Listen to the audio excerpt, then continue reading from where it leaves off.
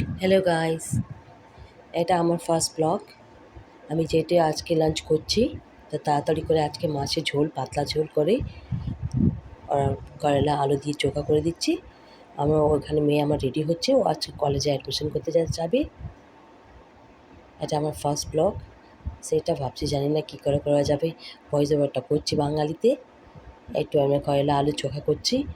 আমার হাজব্যান্ডের একটু হাই প্রেশার আছে, সেই জন্যে এটা করলা চোখা করে দিচ্ছি। একটু লঙ্কা দিয়ে, একটু সরষের তেল, পেঁয়াজ দিয়ে, একটা আলু দিয়ে তারপর চোখা করলে খুব ভালো, খেতে ভালো হয় আর হেলদি হয়। সেটা বানিয়ে রাখলাম। তারপরে এখানে আলাদা করে আমি যাচ্ছি, একটু আমার হাজব্যান্ডটা রেডি হচ্ছে যাওয়ার জন্যে। একটু মেশিনে কাপড় দিয়ে দিচ্ছি। মেশিনে কাপড়ে ছিল, কত কাপড় ছিল ওটা দিয়ে দিলাম। তারপর দেখছি ওখানে মাছটা কী হচ্ছে, ওখানে গিয়ে মাছের ঝোল করবো। আবার মাছ রেডি হচ্ছে, এখন টমেটো পিষে রাখছি। দেখো আমার ঝোলটা হয়ে যাচ্ছে তাড়াতাড়ি, এরকম করলে তাড়াতাড়ি হয়ে যায়। রেডি হয়ে গেছে আমার এটা।